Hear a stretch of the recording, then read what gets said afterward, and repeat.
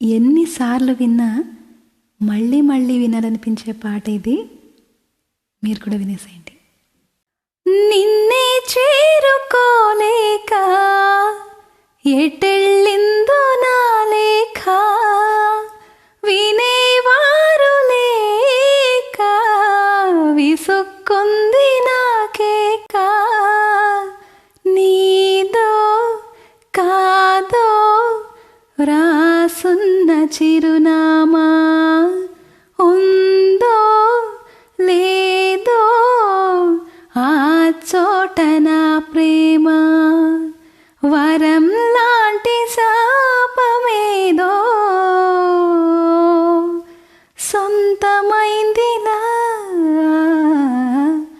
ఎదుట నిలిచింది చూడు.